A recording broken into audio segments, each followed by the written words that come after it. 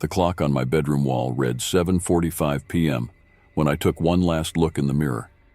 My reflection stared back at me, a mix of anxiety and excitement in my eyes. I, Olivia Thompson, 32 years old, was about to embark on my third adventure in the world of online dating.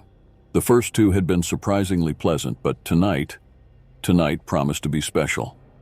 I adjusted my black dress, a simple yet elegant design that hugged my curves subtly.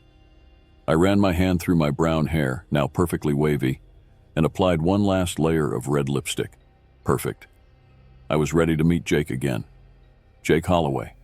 Just thinking of his name made my heart race. Our first 2 dates had been like a dream. Dinners at fancy restaurants, conversations that flowed like wine, laughter echoing through the night. He was everything I could wish for. Charming, intelligent, successful, and above all, considerate.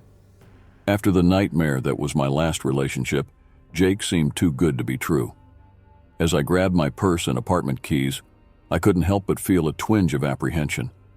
It was the first time we would meet at his place. It's perfectly normal, I told myself, trying to calm my nerves. You already know him. He's amazing. There's nothing to worry about. The taxi ride to Jake's apartment passed in a blur. Before I knew it, I was standing in front of an imposing building in the heart of the city. I took a deep breath, adjusted my dress one last time, and entered. The elevator ascended silently to the 15th floor. When the doors opened, Jake was already there, waiting for me in the hallway. My God, he was handsome. Perfectly tousled black hair, green eyes that seemed to shine under the corridor light, and that smile that made my legs tremble. Olivia, he said, his deep voice sending shivers down my spine. You look stunning. He leaned in and kissed me softly on the cheek, his woody perfume invading my senses. I felt dizzy for a moment, but attributed it to the excitement of the moment. Jake guided me into his apartment, his hand gently placed at the base of my back. The interior was exactly as I imagined, elegant, modern, with a breathtaking view of the city below. Floor-to-ceiling windows let in the golden light of the sunset, bathing everything in an almost ethereal glow. Wow, I whispered, amazed. Your apartment is incredible. Jake smiled, that smile that made dimples appear in his cheeks. I'm glad you like it. How about a tour? He led me through the apartment, showing me the gourmet kitchen, the office filled with books. Many of my favorites, I noted with pleasure. And finally, the living room. A bottle of red wine was already open on the coffee table, 2 crystal glasses waiting to be filled. I hope you like Merlot, Jake said, picking up the bottle. It's one of my favorites. I nodded, watching him pour the dark ruby liquid into the glasses. When he handed me one of the glasses, our fingers touched briefly. An electric current seemed to pass between us. We sat on the couch, talking and laughing as we had on our previous dates. Jake was an excellent storyteller, and soon I was completely absorbed in his tales of exotic travels and unusual encounters. As the night wore on and the wine dwindled in the bottle, I began to feel strange. My head felt heavy, my thoughts becoming hazy. At first, I attributed it to the alcohol, but something in the back of my mind screamed that something was wrong. Jake, I murmured, my tongue feeling too thick in my mouth. I'm not feeling well. His face, once so welcoming, now seemed distorted, almost predatory. Or was it just my imagination? Shh, he whispered, moving closer. It's okay, Olivia. You just need to relax. His hand touched my face, but the touch that once made me shiver with pleasure now filled me with an inexplicable dread. I tried to pull away, but my body didn't respond as it should. It was then that I saw it. Behind Jake's charming smile, there was something terrible. His eyes, once so captivating, now glowed with a malice that froze my blood. Panic began to take hold of me. What was happening? What had he done to me? With superhuman effort, I managed to get up from the couch. My legs trembled, threatening to give way at any moment. Bathroom, I managed to mumble. Where? Jake pointed down a hallway, his smile now openly cruel. Second door on the left, dear. Don't take too long. I walked, or rather stumbled down the hallway, my heart pounding in my chest. I needed to think. I needed to act. But how? With trembling hands, I reached the bathroom door handle. I stumbled in, my vision blurry and distorted. The bathroom spun around me, the fluorescent lights flickering like deranged strobe lights. I barely managed to close the door behind me before collapsing onto the cold tile floor. My heart pounded like a caged animal trying to escape from my chest. The reality of the situation began to seep into the fog that enveloped my mind. I had been drugged. The charming man I thought I knew was a predator, and I was his prey. A muffled sound reached my ears, footsteps. Jake was moving through the apartment. How much time did I have before he came looking for me? The thought of what could happen when that door opened filled me with a cold, paralyzing terror. With numb fingers, I rummaged through my purse for my phone. Every second felt like an eternity. Finally, my fingers closed around the device. I tried to unlock it, but my vision was so blurred that I could barely distinguish the numbers. Come on, I murmured to myself, the desperation evident in my hoarse voice. After what seemed like an eternity, I managed to unlock the phone and dial 911. The dial tone sounded like a scream in the oppressive silence of the bathroom. 911, what's your emergency? The operator's voice seemed to come from far away. Please, I whispered, my heart nearly stopping when I heard Jake calling my name from the other side of the door. Help, I've been drugged. Apartment, 15th floor. Jake Holloway. My voice failed. The world spun faster around me. I could hear the operator saying that help was on the way, but his voice was becoming more distant, as if I were sinking into deep, dark waters. A thud on the door made me jump. Olivia? Jake's voice, once so seductive, now sounded like the hiss of a snake ready to strike. Is everything okay in there? I wanted to scream, wanted to run, but my body refused to obey. All I could do was drag myself away from the door, my body trembling uncontrollably. Olivia, open the door. Jake's voice had lost all pretense of kindness. It was cold, cruel, full of a restrained rage that made me want to vomit from fear. The doorknob began to turn slowly. I had forgotten to lock the door. With a last burst of adrenaline, I threw myself against the door, using all my body weight to keep it shut. Jake let out a roar of frustration on the other side, pushing forcefully. You stupid bitch, he growled, his voice now unrecognizable. You have no idea what I'm going to do to you. Tears streamed down my face as I struggled to keep the door closed. My nails scratched the wood, leaving marks that seemed like silent screams for help. Suddenly, the pushing stopped. For a moment, I thought Jake had given up. Then I heard a sound that chilled my blood, the jingle of keys. You know, Olivia, Jake's voice came again, now with a disturbing calmness. You're not the first to try to hide in here, but they all learned there's no escape. The sound of the key entering the lock was like a death sentence. I wanted to scream, but my voice had vanished, swallowed by the terror now dominating every fiber of my being. As the key turned slowly in the lock, flashes of memory flooded my mind. Jake's charming smile on our first date, his gentle hands holding mine during our second dinner. How could I have been so blind? How did I not see the monster hiding behind that perfect facade? The door began to open, inch by agonizing inch. I could see Jake's shadow stretching across the bathroom floor, growing like a harbinger of terror. It was then that I heard it, distant, almost inaudible, but unmistakable. Sirens. Jake heard it too. His shadow froze. No, he whispered, the disbelief in his voice quickly giving way to anger. No, no, no! The sound of something breaking echoed through the apartment, followed by a torrent of curses. The sirens were getting louder. My last bit of strength left me. I slipped to the floor, my vision darkening at the edges. Jake's voice and the sound of the sirens blended into a distorted cacophony. As darkness enveloped me, a single thought echoed in my mind. Would help arrive in time? The darkness that had enveloped me began to dissipate slowly, like a fog being blown away by the wind. Gradually, sounds and sensations began to penetrate the bubble of unconsciousness I was immersed in.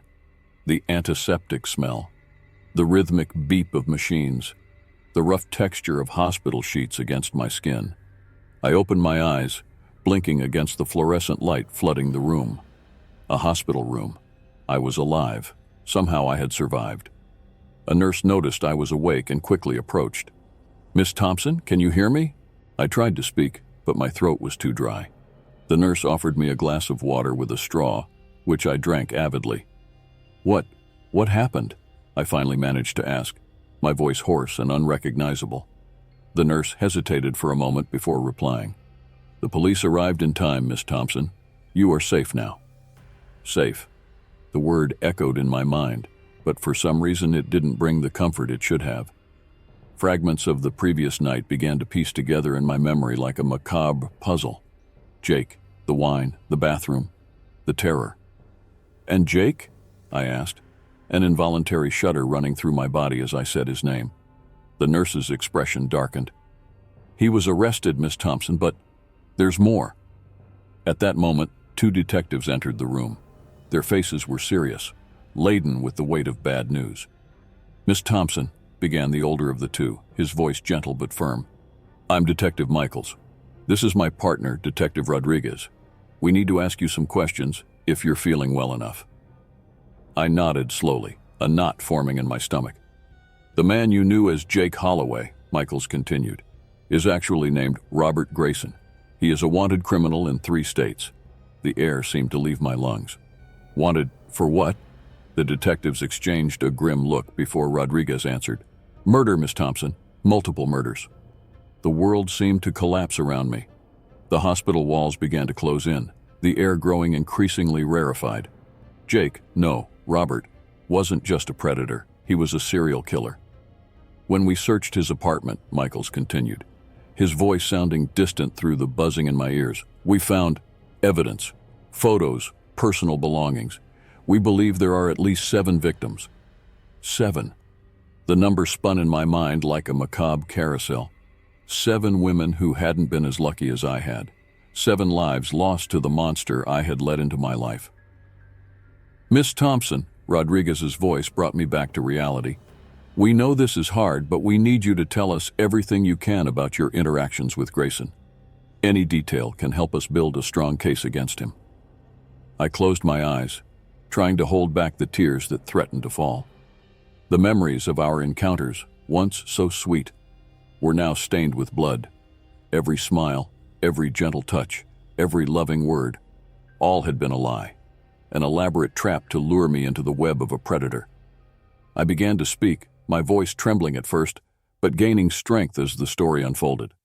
I told them about the dating app, our first dates, the messages exchanged. Every detail I provided seemed to open a new scar on my soul. When I finished, the silence in the room was oppressive. The detectives thanked me, promising to keep me informed about the progress of the case. But their words of comfort sounded hollow. How could there be comfort after what I had lived through, after what I almost became? After they left, I was alone with my thoughts. The beeping of the machines marked the passage of time with an implacable rhythm. I was alive, yes, but at what cost? The sun was beginning to rise outside, its golden rays filtering through the blinds. A new day. For many, a symbol of hope and new beginnings. For me, it was just a cruel reminder that the world kept spinning, indifferent to the terror I had faced. As I watched the daylight grow, a somber certainty settled in my chest. The Olivia who walked into that apartment the night before had died. The woman who survived was someone else. Someone harder, colder. Someone who would never trust so easily again. Jake's, no, Robert's charm had been dangerous, almost fatal, and though I had escaped with my life, I knew the scars from that night would stay with me forever. The darkness I had seen in his eyes, the terror I had felt in that bathroom, the realization of how close I had come to being just another number on his macabre list. All of this was now part of me. As the world outside awoke to another day, I wondered if I would ever feel truly safe again. If I would ever be able to look at a smiling face without wondering what dark secrets it hid. Charm can be dangerous. And I, Olivia Thompson, reluctant survivor, would forever be living proof of that terrifying truth.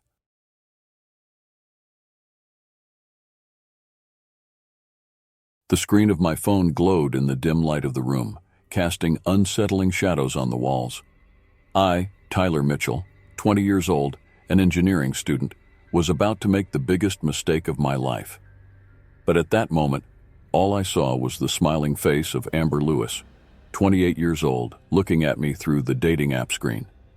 Amber was the type of woman I only imagined existed in movies. Long blonde hair, deep blue eyes, and a smile that could melt glaciers. When we matched, I thought it was some kind of system error. When she started the conversation, I thought it was a cruel joke by the universe. But now, after 2 weeks of intense messaging and video calls that lasted until dawn, I was about to meet her in person. My heart pounded in my chest as I prepared to leave. I put on my best shirt, sprayed on my best cologne. I wanted to impress her, to show that I was more than just a college kid. Little did I know that I was dressing for my own nightmare. The drive to the address Amber had given me was torture. Every red light seemed to last an eternity. Every turn took me deeper into a neighborhood I didn't know, far from the familiar bustle of the campus. The houses grew larger, more imposing, and an uneasy feeling began to settle in the pit of my stomach. Finally, I arrived. Amber's house was a Victorian mansion, imposing and dark against the night sky. Dark windows stared at me like empty eyes, and for a moment I hesitated. Something about that house seemed wrong. But then I thought of Amber, her radiant smile, and all doubts dissipated. I rang the doorbell, the sound echoing ominously through the property. Seconds dragged on like hours until finally the door opened. And there she was. Amber was even more stunning in person. Her red dress hugged every curve of her body, and her perfume enveloped me like an intoxicating cloud.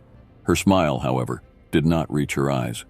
There was something calculating, almost predatory in her gaze, but I was too blinded by desire to notice. "Tyler," she purred, her voice like honey. "Finally, we meet."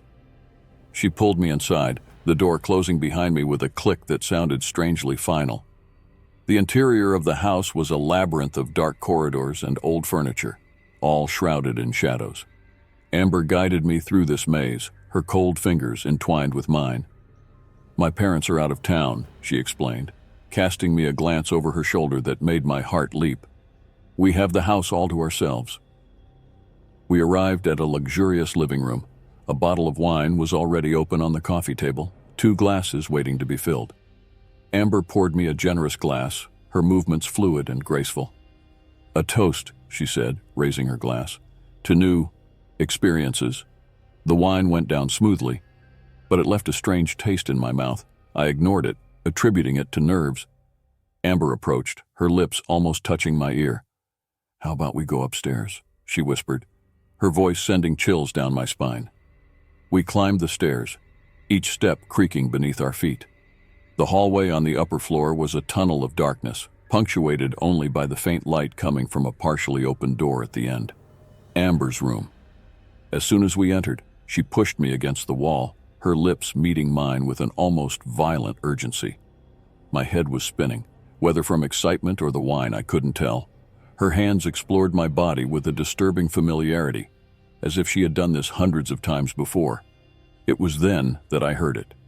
A distant but unmistakable sound. The roar of a powerful engine approaching.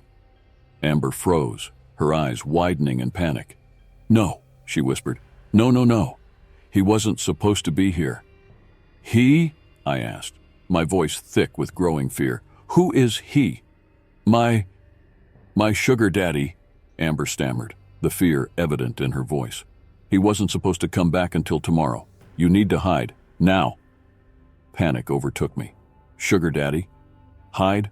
What the hell was going on? But before I could ask more questions, Amber was already pushing me under the king-size bed. "Don't make a sound," she hissed. "If he finds you here—" She didn't finish the sentence. She didn't need to. The terror in her eyes said it all. I curled up under the bed, my heart beating so hard I was sure it could be heard throughout the house. I heard the front door open, heavy footsteps echoing down the hall. "Amber!" a male voice thundered. "Where are you, my dear?" The voice was deep, authoritative, with a tone that made my blood run cold. I heard Amber responding, her voice trembling slightly. "I'm here, darling, in the bedroom." The footsteps approached. The bedroom door opened fully. "Ah, there you are," the male voice said, now dangerously close. I missed you. I missed you too, darling, Amber replied, her voice strangely controlled now. I thought you wouldn't be back until tomorrow. Change of plans, the man replied. Aren't you happy to see me? There was a tense pause. Then I heard the sound of a kiss, followed by a muffled groan from Amber. I closed my eyes, praying for this to end quickly, for the man to leave the room so I could escape. But then something fell to the floor, something small and metallic, something that rolled directly under the bed, my phone. The ensuing silence was deafening. My heart stopped. For a moment I thought that maybe, just maybe, they hadn't noticed. Then the man's voice cut through the silence like a blade. What is this, Amber? And I knew in that instant that my nightmare was just beginning. The silence that followed the man's question was like the heavy air before a storm. I could hear my own heart beating so hard I was sure they could hear it too. My fingers dug into the dusty carpet under the bed as I struggled to control my breathing. It's just an old phone, darling. Amber's voice trembled slightly. It must have fallen out of my drawer. An old phone? The man's voice was now a low, dangerous growl. Then why is it on, Amber? The sound of heavy footsteps approaching the bed made my blood run cold. I saw a pair of expensive shoes stop inches from my face. A large, calloused hand appeared, grabbing my phone. Interesting, the man murmured. Very interesting. You know what's even more interesting, Amber? The fact that this phone looks nothing like yours. The sound of a slap cut through the air, followed by a muffled cry from Amber. My entire body trembled, fear paralyzing every muscle. Who is here, Amber? The man roared. Who did you bring into my house? At that moment, I knew I had to act. Hiding was no longer an option. With my heart in my throat, I rolled out from under the bed, standing up in one swift motion. The man I saw before me was the embodiment of a nightmare. Tall, muscular, with eyes that burned with fury. Amber was on the floor, a red mark forming on her face. Who the hell are you? The man growled, advancing towards me. I backed away, my eyes frantically searching for an exit. I'm nobody. This was a mistake. I was just leaving. A cruel smile formed on the man's lips. Oh no, boy, you're not going anywhere. He advanced, his hands forming fists. I dodged, running towards the door, but he was fast, incredibly fast for a man his size. His hands grabbed my shirt, pulling me back with brutal force. You think you can come into my house, enjoy what's mine, and leave unscathed? He hissed in my ear, his hot breath on my neck. With a desperate move, I managed to break free, stumbling into the hallway. The darkness seemed to swallow everything, turning the house into a labyrinth of shadows. I ran blindly, the sound of the man's heavy footsteps echoing behind me. Come back here, you little shit, he shouted, his voice reverberating off the walls. I stumbled down the stairs in a frenzy, almost falling several times. My mind raced, trying to remember the way to the exit. I turned a corner and found myself in the kitchen. The moonlight through the window revealed a kitchen knife on the counter. Without thinking, I grabbed it. The man appeared in the kitchen doorway, his imposing figure blocking the exit. His eyes fixed on the knife in my hand, and a cruel smile formed on his lips. Oh, the little boy wants to play, he taunted, advancing slowly. Let's see what you've got, kid. My hand shook as I held the knife in front of me. Stay away from me, I shouted, my voice breaking with fear. He laughed, a cold, humorless sound. Do you really think you can hurt me with that? I'll show you what real pain is, boy. In a quick move, he grabbed a rolling pin from a nearby shelf, brandishing it like a weapon. My heart seemed to leap into my throat. I knew I had no chance against him in a hand-to-hand fight. With a war cry, he charged. I dodged at the last second, the heavy wood of the rolling pin missing my head by inches. The impact against the cabinet behind me was deafening, splinters of wood flying everywhere. I took advantage of his moment of imbalance to run, my feet slipping on the kitchen floor. I heard a roar of rage behind me, followed by the sound of heavy footsteps. I ran back to the main hallway, my eyes frantically searching for the front door. There it was, a few meters away. Freedom, safety. But then, something grabbed my ankle. I fell hard on the floor, the air knocked out of my lungs. The knife slid from my hand, skidding across the polished wood floor. You're mine now, boy. The man's voice was an animalistic growl. He turned me around, his fist raising to strike.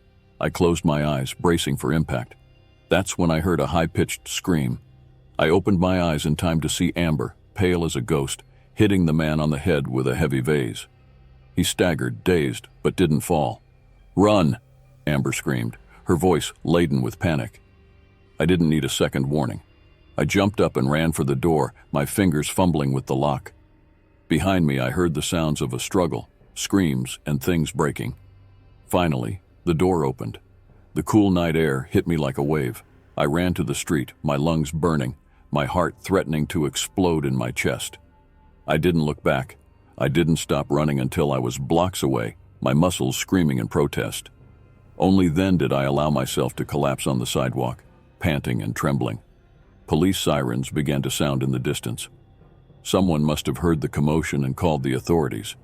But I couldn't stay. I couldn't get involved in that nightmare anymore. With shaky legs, I stood up and began walking towards the campus. The night that was supposed to be a dream had turned into the worst nightmare of my life. And I knew the shadows of that experience would haunt me for a long time. The weeks following that fateful night were a blur of paranoia and constant fear.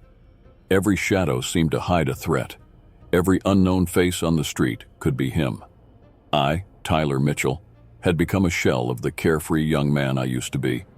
The news about the incident at the mansion was quickly hushed up. No mention in the local newspapers, no buzz on campus. It was as if that night had never happened, but the marks on my body and mind were too vivid to deny. I tried to return to my normal routine. I went to classes, studied in the library, had dinner in the cafeteria, but nothing seemed real anymore. My eyes were constantly scanning the surroundings, looking for signs of danger. My dreams were haunted by visions of that man, his face contorted in a mask of rage, his huge hands closing around my neck. It was on a particularly cold autumn night that everything changed again. I was walking back to the dormitory after a late study session at the library. The campus was silent, shrouded in a dense fog that seemed to swallow everything around it. Each step I took echoed disturbingly in the void. That's when I heard it. A soft, almost imperceptible sound. Footsteps. Someone was following me. My heart raced, the familiar panic threatening to overwhelm me. I quickened my pace, but the sounds behind me also became faster. I started to run, my breath coming in desperate gasps. I turned a corner, hoping to see the familiar entrance to my dorm. But the fog had thickened, turning everything into a confusing maze of shadows and indistinct shapes. I was lost. The footsteps behind me were getting closer. I could hear heavy, almost animalistic breathing. In desperation, I dashed into what seemed to be an alley between two buildings. It was a fatal mistake. The alley had no exit. I was trapped. I turned, my back pressed against the cold brick wall, my eyes wide with terror fixed on the entrance of the alley. A figure emerged from the fog, tall, imposing, familiar in a way that made my blood run cold. It was him, the man from the mansion, Amber's sugar daddy. "Finally found you, kid." His voice was a low growl, filled with contained fury. "You really thought you could escape?" I tried to scream, but fear had paralyzed my throat. He advanced, his eyes gleaming with a malice that chilled me to the bone. "Do you know what happened to Amber after that night?" he asked, a cruel smile forming on his lips. "She thought she could betray me, make a fool of me. She learned her lesson. And now, it's your turn." I saw the glint of metal in his hand, a knife, the same knife I had wielded that night in the mansion's kitchen. The irony of the situation would have made me laugh if I wasn't paralyzed with terror. "Please," I finally managed to stammer. "It was a mistake. I never wanted—" "Silence!" he roared. The knife pressed against my neck. I felt the cold metal against my skin, a drop of blood trickling where the sharp tip had pierced superficially. "You destroyed everything. My life, my business, everything. And now, you're going to pay." What followed was an explosion of pain and terror. The knife danced, cutting and stabbing. I tried to fight, but he was too strong, too determined. My screams were muffled by his enormous hand, the smell of blood filling my senses. As my consciousness began to fade, I had one last moment of clarity. I thought of my parents, how devastated they would be. I thought of my friends, my dreams, everything I would never accomplish. And I thought of Amber, wondering if she had suffered the same fate. Darkness began to envelop me, the pain slowly giving way to a cold numbness. The sounds around me seemed distant, as if coming from underwater. My attacker's face, once contorted with rage, now seemed strangely calm, almost satisfied. My eyes closed for the last time, life escaping me in a final whisper. The campus would wake up the next morning to the macabre discovery of another young student lost to violence. My name would become just another statistic, my story a cautionary tale about the dangers of online encounters. And somewhere, hidden in the shadows, a predator would smile, already eyeing his next victim. Because in the urban jungle, the innocent are always the easiest prey. And the trap is always ready to be sprung again.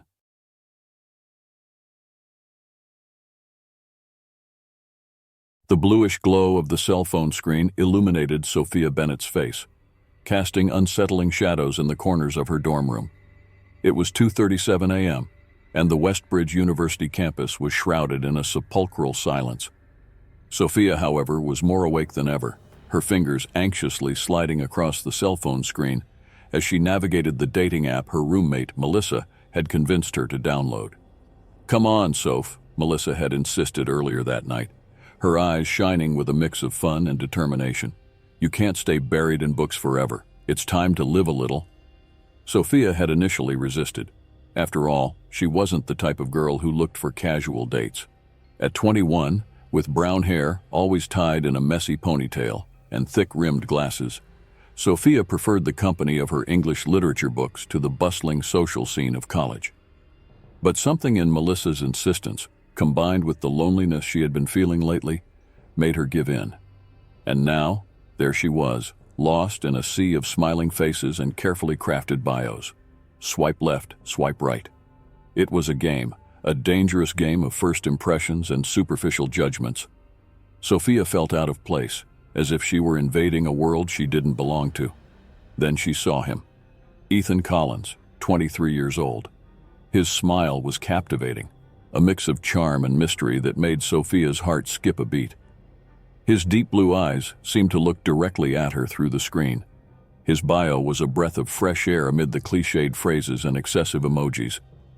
Lover of classic literature, strong coffee enthusiast, and deep conversation seeker, looking for someone to share starry nights and discussions about Dostoevsky. Sophia's finger hovered over the screen for a moment, hesitation battling curiosity. With a trembling sigh, she swiped right. Instant match. Sophia's heart raced.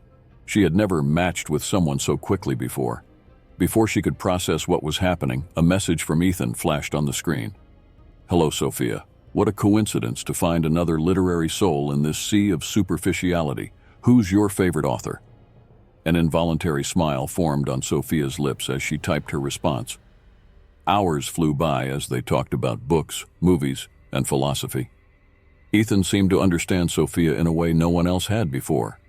He laughed at the same nerdy jokes, shared the same opinions on classics, and seemed genuinely interested in everything she had to say.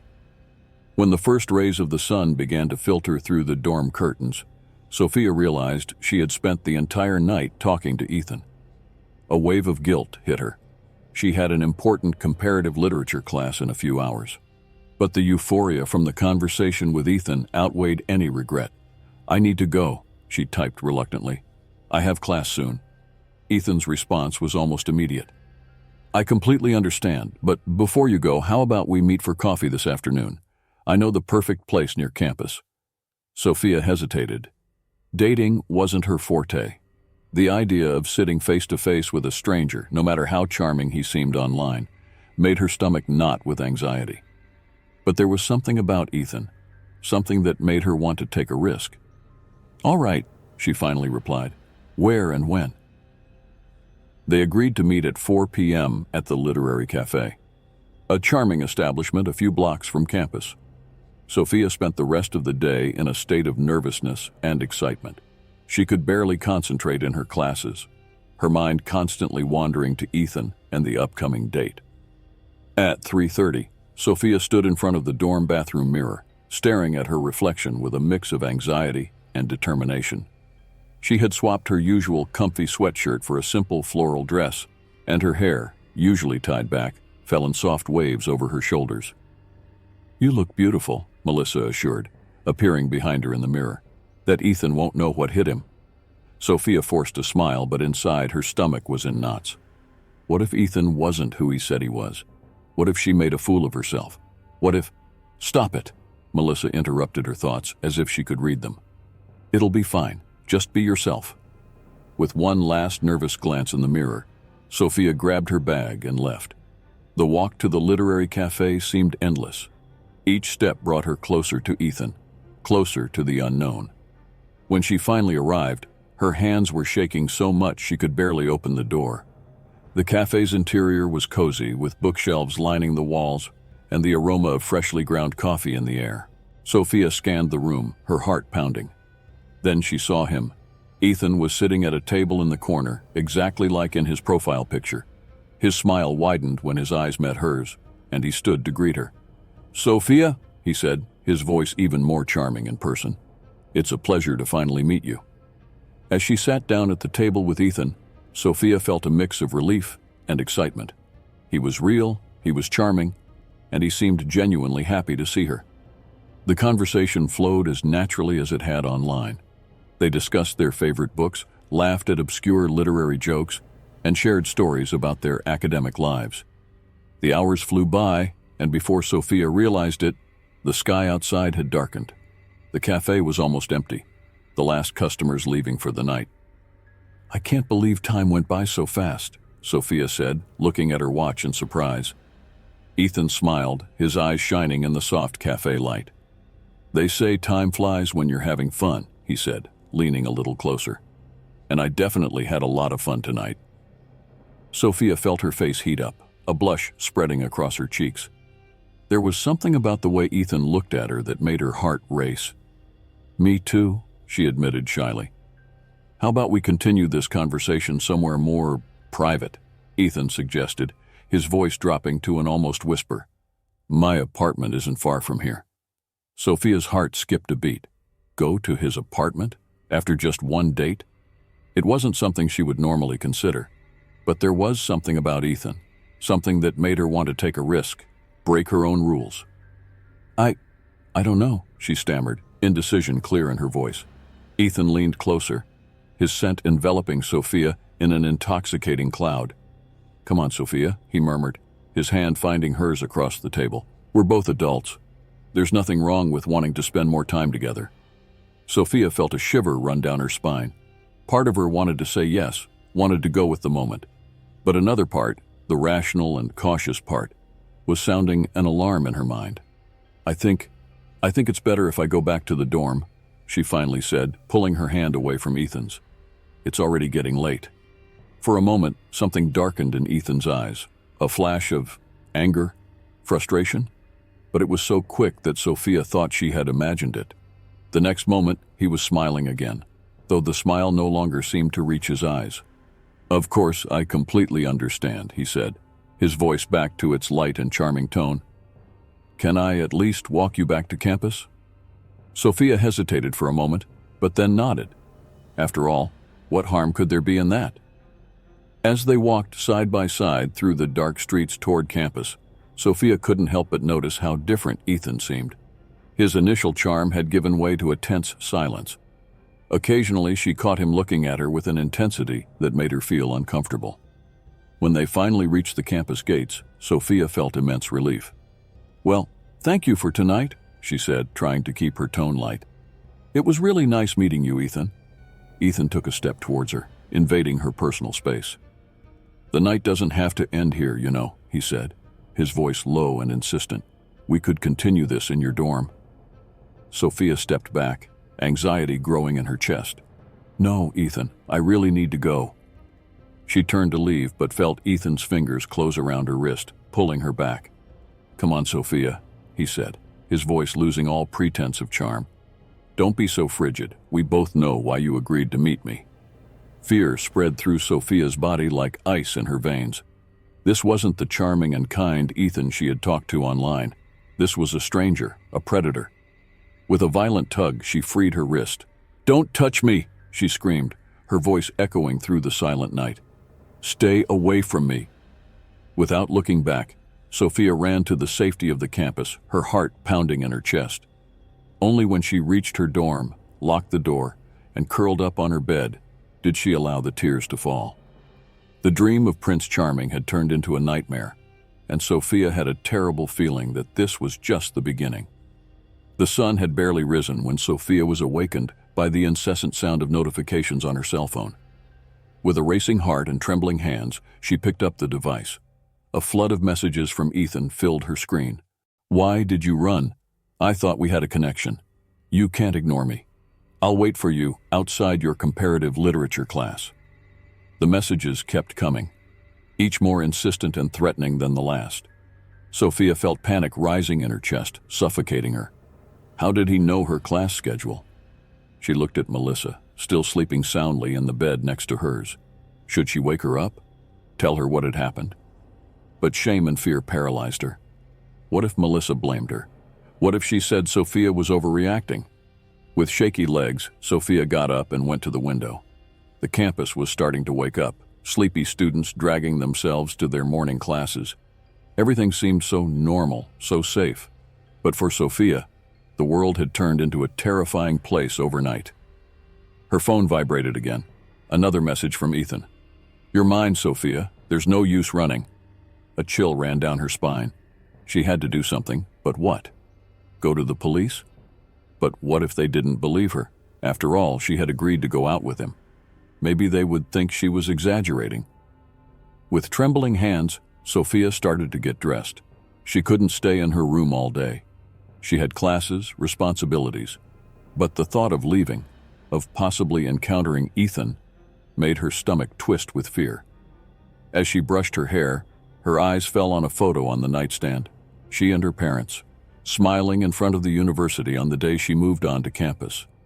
They looked so proud, so confident in her bright future. What would they say if they knew the danger she had put herself in? The sound of footsteps in the hallway made her freeze. Were they just the normal steps of other students, or? Her heart raced when she heard a knock on the door. "Sophia, are you there?" The voice was male, but it wasn't Ethan's.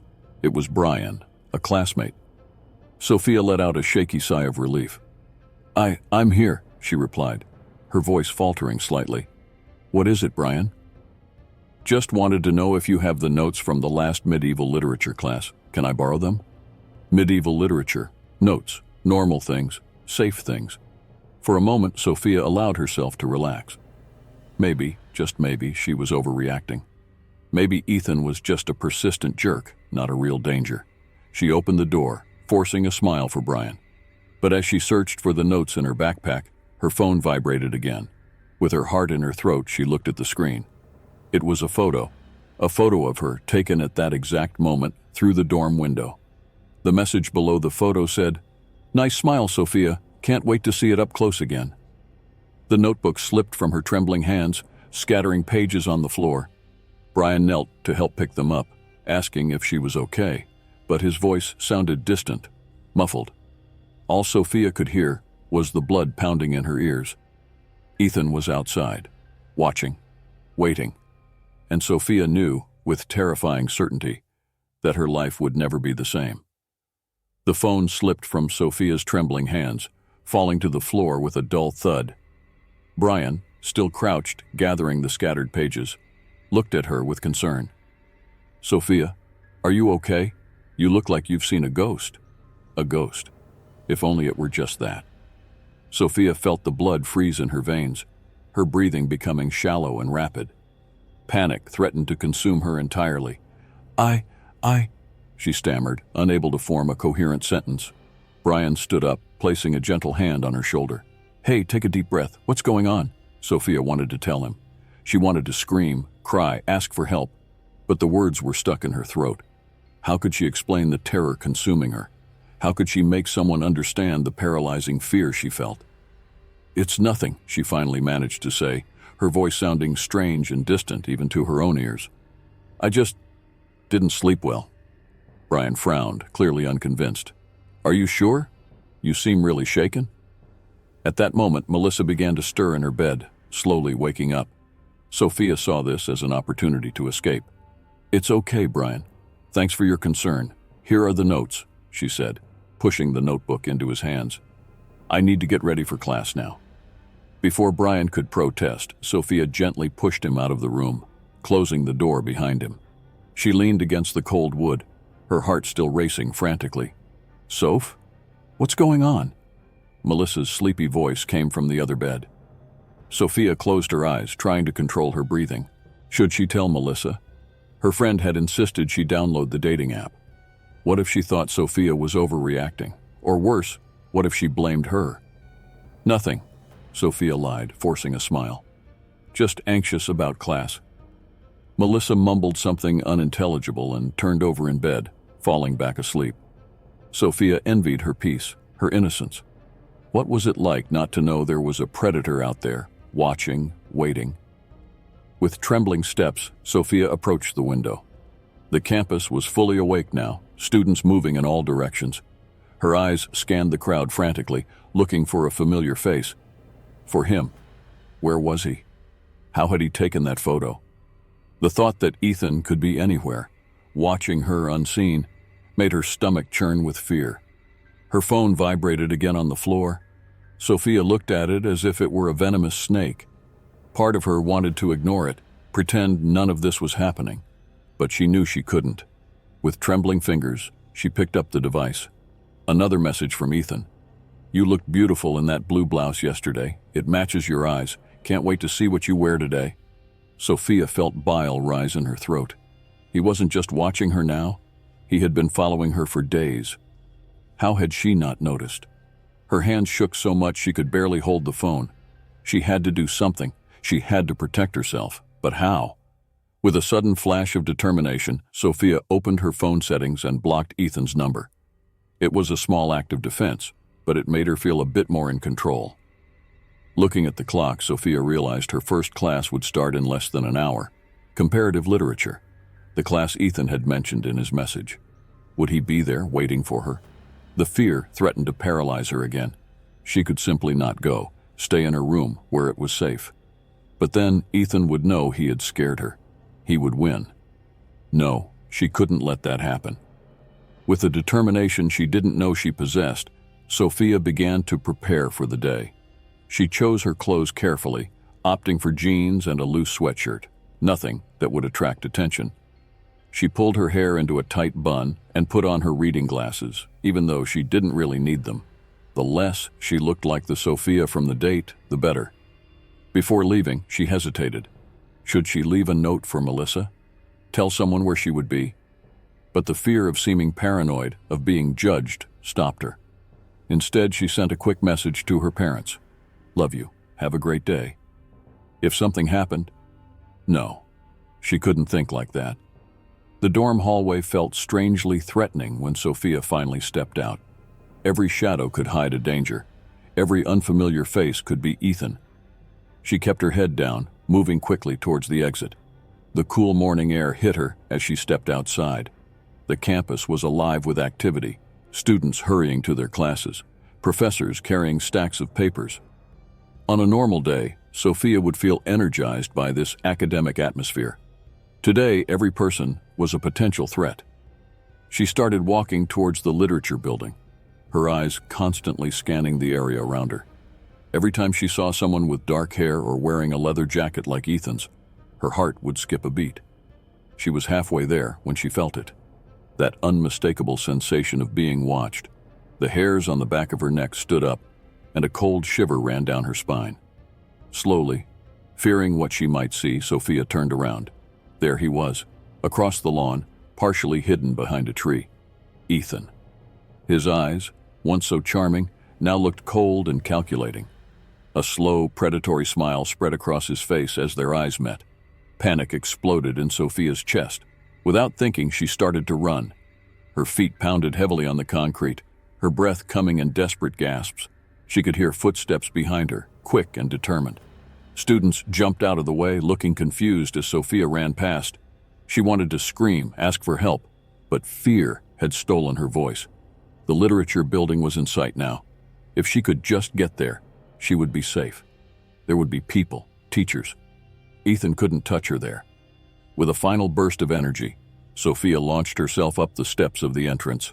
Her trembling hands struggled with the heavy wooden door for an agonizing moment before she finally managed to open it. She stumbled inside, almost falling. The hall was full of students, all looking at her with expressions of surprise and concern. "Are you okay?" someone asked, but Sophia barely heard them. She turned, looking frantically at the door. She was sure Ethan had followed her. He would come in at any moment, grab her in front of everyone. But the door remained closed. Seconds dragged into minutes. There was no sign of Ethan. Slowly, the adrenaline began to subside, leaving Sophia shaky and exhausted. She leaned against the wall, sliding down to the floor. Tears she didn't know she was holding back started to fall. "Hey, do you need help?" a gentle voice asked. Sophia looked up to see one of the assistant professors, Dr. Martinez, crouched beside her. "You look like you're in shock. Do you want me to call someone?" Sophia opened her mouth to respond, to finally ask for help. But at that moment her phone vibrated in her pocket. With trembling fingers, she took it out. It was a message from an unknown number. "Nice race, Sophia. You can't run from me forever. I'll be waiting." Terror wrapped around her like a cold blanket. She had blocked Ethan's number, but he simply got another one. There was no escape. "Sophia?" Dr. Martinez's voice seemed to come from far away. "Can you hear me? Do you need help?" Help? Yes, she desperately needed help, but how to explain? How to make someone understand the terror she was living? With superhuman effort, Sophia raised her eyes to the assistant professor. Her voice came out as a broken whisper. "Please, help me." The words seemed to open a floodgate. Suddenly, Sophia was sobbing uncontrollably, years of repressed anxiety and the terror of the past few hours pouring out of her in waves. Dr. Martinez, with a kindness Sophia did not expect, helped her to her feet. "Come with me," she said softly. "Let's go to my office. You can tell me what's going on there." As the professor guided her through the corridors, Sophia couldn't help but look over her shoulder repeatedly. Every male face made her shudder. Every shadow seemed to hide a threat. Dr. Martinez's office was small but cozy. Shelves full of books covered the walls, and the smell of freshly brewed coffee hung in the air.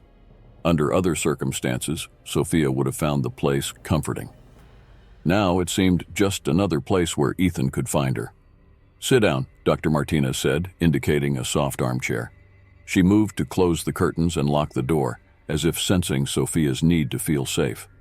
Sophia sank into the armchair, her whole body trembling. The professor sat across from her, her eyes gentle and concerned. "Now, Sophia, take a deep breath. You're safe here. Can you tell me what's going on?" The words poured out of Sophia in a confused and terrified torrent. She talked about the dating app, about Ethan, about how he had seemed perfect at first. She talked about the previous night, about how he had changed, become aggressive. And then, with a trembling voice, she told about the messages, the photos, the stalking. Dr. Martinez listened in silence, her face growing increasingly serious as Sophia spoke. When the young woman finally finished, exhausted and with a sore throat, the professor leaned forward. "Sophia, what you're describing is stalking. It's a serious crime. You need to report this to the police." Fear tightened Sophia's chest again. "But what if they don't believe me? What if they think I'm exaggerating?" "They will believe you," Dr. Martinez said firmly. "And even if they don't initially, it's important to file a report. It creates a record, evidence of his behavior."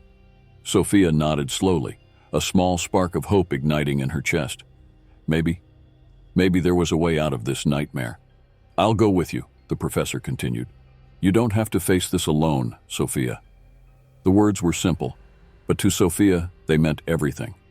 For the first time since the previous night, she felt that maybe, just maybe, things could be okay. But then, as if the universe wanted to remind her that the danger had not passed, her phone vibrated again. With trembling fingers, Sophia took it out. Another message from an unknown number. "I thought we had a special connection, Sophia. Why are you trying to push me away? Don't you see we're perfect for each other? I can't wait to show you how deep our love can be." Sophia's blood ran cold. Ethan's words, once charming and captivating, now seemed poisonous, filled with a sick obsession. Dr. Martinez, seeing the change in Sophia's face, gently took the phone. Her eyes widened as she read the message. "This is evidence," she said, her voice firm. "We're going to the police right now." As they got up to leave, Sophia couldn't help but look anxiously at the window. Outside, the campus continued its normal routine. Students laughed, talked, lived their lives unaware of the terror unfolding right there. And somewhere, mingled among them, was Ethan, watching, waiting. The nightmare was far from over, but now, at least, Sophia was no longer alone in her fight.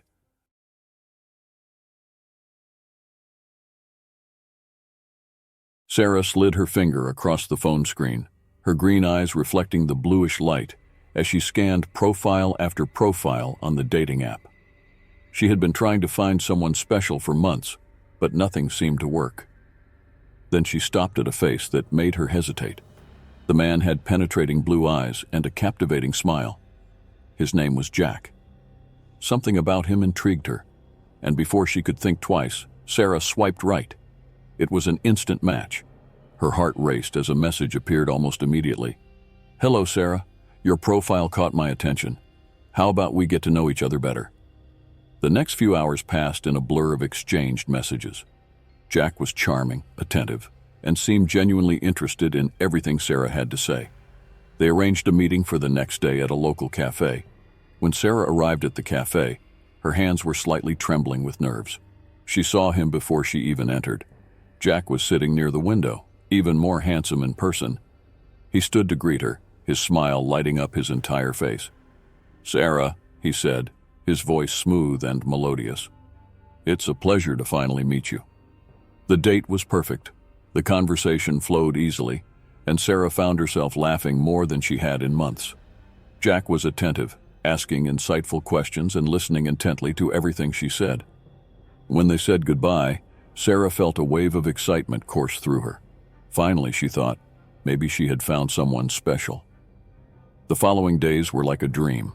Jack sent good morning messages every day, always with a new compliment or a joke that made her smile. They met a few more times, each date better than the last. Sarah found herself thinking about him constantly, eager to see him again. It was during their fourth date that Sarah noticed something strange. They were dining at an elegant restaurant when Jack asked a question that caught her off guard. "So, Sarah," he said, leaning forward with an intense gleam in his eyes, "you mentioned going shopping with your friend Amy this afternoon. What exactly did you buy?" Sarah frowned, confused. "I don't remember mentioning that to you, Jack." Jack's smile faltered for a second, but soon returned even wider. "Oh, you must have mentioned it at some point. I pay close attention to everything you say, you know." A chill ran down Sarah's spine, but she ignored it. After all, he was just being attentive, right? But the feeling of unease grew in the following days. Jack began to message more frequently, sometimes dozens of times in a single hour. He wanted to know where she was, who she was with, what she was doing. At first, Sarah thought it was sweet, but soon it became suffocating. One night, Sarah decided to go out with some coworkers for happy hour. She mentioned it casually to Jack, who seemed to understand. But when she arrived at the bar, her phone started vibrating incessantly. "Where exactly are you? Who are you with? Why aren't you responding to my messages? Are you cheating on me?" The messages kept coming, each more frantic than the last. Sarah's stomach churned. Something was very, very wrong. She excused herself from her friends and left the bar, her hand shaking as she dialed Jack's number. He answered on the first ring. "Sarah, finally! Where are you? I'm so worried." His voice was laden with an emotion Sarah couldn't identify. It wasn't concern. It was something more intense, darker. "Jack, I told you I was going out with my friends. It's fine. But these messages, this isn't healthy." There was a moment of silence on the other end of the line. When Jack spoke again, his voice was eerily calm. "I just want to protect you, Sarah. The world is a dangerous place. You don't understand how much I care about you." Sarah felt a lump form in her throat. Jack's words should have been comforting, but there was something in his tone that made her shiver. "Jack, I think we need to talk about this in person. How about we meet tomorrow?" "Tomorrow?" His voice rose an octave. "Why not now? I can come to you. Where are you?" Panic began to set in Sarah's chest. She looked around, suddenly aware of the shadows that seemed to move at the edges of her vision. "No, Jack, tomorrow. I need to go now." She hung up, her heart pounding against her ribs. As she walked quickly to her car, Sarah couldn't shake the feeling that she was being watched.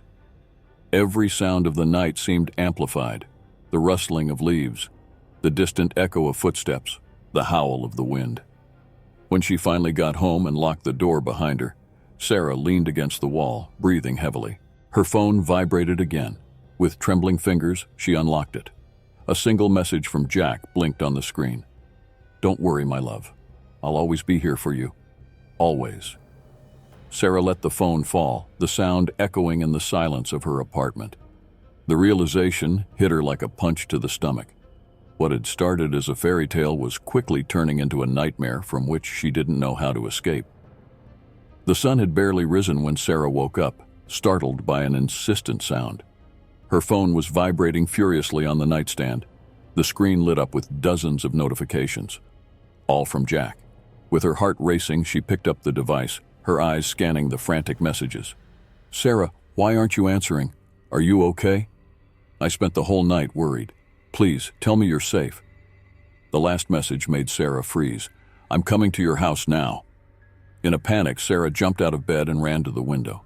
Her blood ran cold when she saw a car parked across the street, a shadowy figure sitting in the driver's seat. It was Jack. With trembling hands, Sarah dialed her best friend Amy's number. "Amy, I need your help, now." 20 minutes later, Amy arrived. Sarah watched from the window as her friend approached Jack's car. There was a brief conversation, and to Sarah's relief, Jack finally drove away. "What the hell is going on, Sarah?" Amy demanded as soon as she entered the apartment. "That guy looked like a lunatic." Sarah collapsed on the sofa, tears finally escaping. Between sobs, she told Amy everything: the perfect date, the incessant messages, the growing obsession. "You need to end this now," Amy said firmly. "That guy is dangerous." Sarah nodded, knowing her friend was right. With Amy by her side, she composed a message to Jack, explaining that she didn't want to continue the relationship and asking him not to contact her anymore. The silence that followed was deafening. For hours, there was no response. Sarah began to feel relieved, thinking that maybe, just maybe, Jack had understood. That illusion was brutally shattered the next day. Sarah was leaving work when she noticed a familiar figure leaning against her car. Jack. His face, once charming and attractive, now seemed distorted, his blue eyes shining with a frightening intensity. "Why are you doing this to me, Sarah?" he asked, his voice trembling with emotion. "We're perfect for each other. Can't you see?" Sarah felt the fear rise in her chest, but forced herself to stay calm. "Jack, I asked you not to contact me anymore. Please, leave." He took a step towards her, and Sarah instinctively stepped back. "I can't do that, Sarah. You're mine. We're meant to be together." At that moment, a co-worker of Sarah's appeared, making Jack hesitate. Taking advantage of the distraction, Sarah quickly got into her car and drove away, her hands shaking on the wheel. In the days that followed, Sarah's life became a waking nightmare. Jack was everywhere. She saw him at the supermarket, watching her from a distance. He appeared at the park where she used to run, always keeping a distance but never out of sight. The messages kept coming, now from unknown numbers. Photos of her in various places, proving that he was constantly following her. Sarah changed her number, but somehow, Jack always managed to find her. One night, exhausted and terrified, Sarah decided she needed professional help. She went to the local police station to file a complaint. "I'm sorry, miss," said the officer, looking at her with a mix of pity and frustration. "But unless he has made a direct threat or physically harmed you, there's not much we can do." Sarah left the station feeling defeated and more vulnerable than ever. As she walked to her car, a movement in the shadows caught her attention. Her heart nearly stopped when she saw Jack emerge from the darkness, a twisted smile on his face. "They can't keep us apart, Sarah," he said, his voice echoing in the empty parking lot. "No one can." Sarah ran to her car, locking the doors as soon as she got in. As she drove home, tears blurred her vision. She realized with growing horror that there was nowhere to run. Jack was everywhere, always watching, always waiting. When she got home, Sarah locked all the doors and windows, checking them 2-3 times. But even then, she couldn't shake the feeling of being watched. She pulled all the curtains, turning her cozy apartment into a dark fortress. That night, lying in her bed, every sound made her jump. The creaking of the floor, the hum of the refrigerator, even the wind outside seemed to whisper Jack's name. Sarah curled up under the covers, her body trembling uncontrollably. Then, in the oppressive silence of the night, her phone vibrated. With trembling fingers, Sarah unlocked it.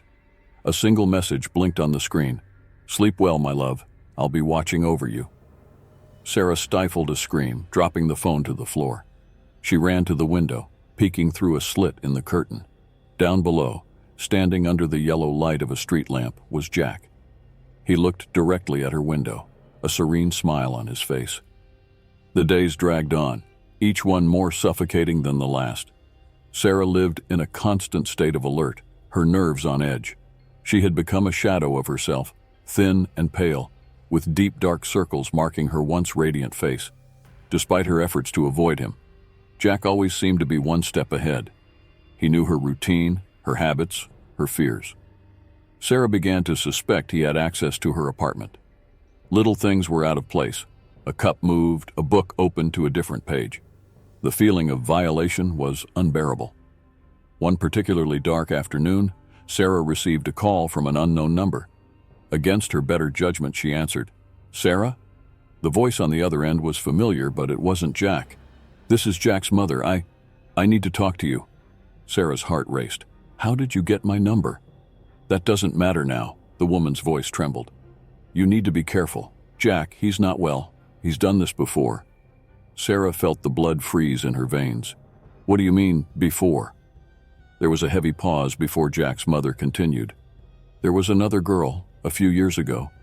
She didn't have a happy ending. Please be careful." The line went dead, leaving Sarah in a state of shock and absolute terror. Her hands shook so much she could barely hold the phone. The reality of the situation hit her with full force. Her life was in real danger. With a determination born of desperation, Sarah decided it was time to leave. She couldn't live like this anymore.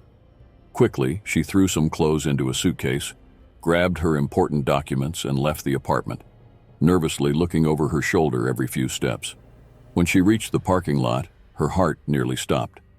There, leaning against her car, was Jack. His face, once handsome, now seemed a grotesque mask of obsession. "Going somewhere, my love?" His voice was soft, almost gentle, but his eyes burned with a disturbing intensity. Sarah froze, her body trembling uncontrollably. "Jack, please, this has to stop." He took a step towards her and she instinctively backed away. "Stop? But we're just getting started, Sarah. You and me together forever.